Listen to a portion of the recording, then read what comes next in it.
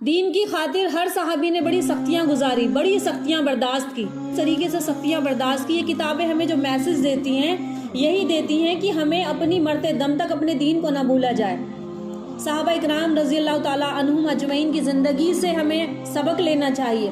یہ صحابی حضرت مسعود ابن حراس رضی اللہ تعالیٰ عنہ کہتے ہیں کہ ہم صفا اور مروہ کے درمیان صحیح کر رہے تھے۔ صحابی کہتے ہیں کہ ہم صفا اور مروہ کے درمیان صحیح کر رہے تھے کہ ہم نے دیکھا کہ ایک نوجوان آدمی کے ہاتھ گردن سے گردن تک بندھے ہوئے ہیں اور لوگوں کا ایک بڑا مجموعہ ہے جو ان کے پیچھے پیچھے چل رہا ہے۔ میں نے پوچھا کہ اس نوجوان کو کیا ہوا ہے، ان کے ہاتھ کیوں گردن تک باندھ رکھے ہیں؟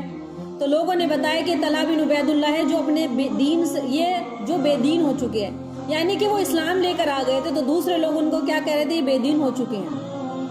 اور حضرت طلحہ کے رضی اللہ تعالیٰ عنہ کے پیچھے پیچھے ایک عورت تھی جو بڑے غصے کے ساتھ ان کے ساتھ بول رہی تھی اور ان کو برا بھلا کہہ رہی تھی۔ تو میں نے پوچھا کہ یہ عورت کون ہے؟ صحابی نے کہا، میں نے پوچھا یہ عورت کون ہے؟ تو لوگوں نے بتایا ان کی والدہ ہے جو ان کو برا بھلا کہہ رہی ہے، اسلام لا چکے تھے جب۔ حضرت ابراہیم بن محمد بن طلحہ کہتے ہیں کہ میں نے طلحہ بن عبید اللہ رضی اللہ تعالیٰ عنہ نے مجھے بتایا کہ میں بصرہ کے بازار اور میلوں میں موجود تھا، جب اسلام لے کر نہیں آئے تھے۔ تو اس ٹائم کا واقعہ ہے، یہ کیسے اسلام لے کر آئیے صحابی۔ تو ایک گرجا گھر میں ایک عیسائی تھا، تو اس نے کہا کہ اس بازار اور میلے والوں سے پوچھو کہ کیا ان میں کوئی حرم کا رہنے والا ہے۔ میں نے کہا کہ اس بازار اور میلوں میں پوچھو کہ کیا کوئی حرم کا رہنے والا ہے۔ میں نے کہا کہ ہاں میں ہوں۔ تو میں نے پوچھا کہ کیا احمد کا ظہور ہو گیا ہے؟ احمد یعنی محمد صلی اللہ علیہ وسلم کا ظہور مکہ میں کیا ہو گیا ہے؟ تو میں نے کہا کہ احمد کون ہے؟ اس نے کہا عبداللہ بن عبد المطلب کے بیٹے ہیں۔ تو وہ یہ مہینہ ہے کہ جس میں ان کا ظہور ہوگا، وہ آخری نبی ہے، حرم مکہ میں ان کا ظہور ہوگا اور ہجرت کر کے وہ ایسی جگہ جائیں گے جہاں کھجوروں کے درخت بہت زیادہ لگتے ہیں، یعنی کہ مدینہ منورہ میں، اور پتھریلی زمین ہوگی وہاں پر، اور کہیں ایسا نہ ہو کہ لوگ ان کی تباہ کرنے لگ جائیں اور تم پیچھے رہ جاؤ۔ یہ بات ایک گرجا گھر کے پادری کی کس سے ہو رہی تھی؟ حضرت طلحہ بن عبید اللہ کی، جب یہ ایمان لے کر نہیں آئے تھے تو وہ ان کو سمجھا رہے تھے کہ حرم مکہ میں آنے والا کون ہے۔ انہوں نے کہا کہ میں، فرمایا کہ تو تم جلدی کرو، اگر یہ ان نشانیوں کا ظہور ہو چکا ہے تو تم جلدی کرو، ان کی تباہ کرو کہ وہ آخری زماں کے نبی ہوں گے۔ تو حضرت طلحہ رضی اللہ فرماتے ہیں کہ اس کی بات میرے دل میں لگ گئی اور میں وہاں سے تیزی سے چلا اور مکہ پہنچ گیا۔ میں نے پوچھا کہ کیا کوئی نئی بات پیش آئی ہے؟ تو انہوں نے کہا محمد بن عبداللہ جو امین کے لقب سے مشہور ہیں، جو محمد صلی اللہ علیہ وسلم ہے جو امین کے لقب سے مشہور ہیں، انہوں نے نبوت کا دعویٰ کیا ہے۔ ابن ابی قحافہ نے ان کی اتباع کی ہے۔ چنانچہ حضرت ابو بکر صدیق کے پاس گئے، انہوں نے کہا کہ ابو بکر صدیق رضی اللہ عنہ نے کہا کہ میں نے تو اتباع کر لی ہے، تم بھی اتباع کر لو، کیونکہ وہ حق کی دعوت دیتے ہیں۔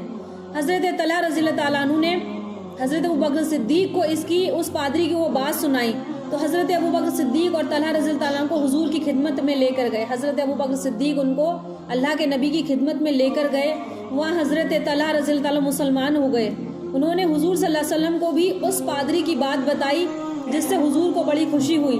جب حضرت ابو بکر صدیق اور طلحہ رضی اللہ تعالیٰ دونوں مسلمان ہو گئے تو کہا جاتا ہے کہ ان کو پکڑ لیا، پھر ان کو سخت تکلیفیں دی، تو حضور نے یہ دعا مانگی، اللہ ہمیں ابن عدیہ کے سر سے بچا، یعنی کہ ان کو اسلام کی وجہ سے انہوں نے بہت سختیاں برداشت کی اور برداشت کرتے رہے، اور یہاں تک کہ جنگ کے میدان میں بھی اللہ کے حبیب کے ساتھ رہے۔ یہ وہ صحابی ہیں حضرت طلحہ بن عبید اللہ رضی اللہ تعالیٰ عنہ۔ حضرت طلحہ بن عبید اللہ کی بہادری، اسلام قبول کر لیا انہوں نے۔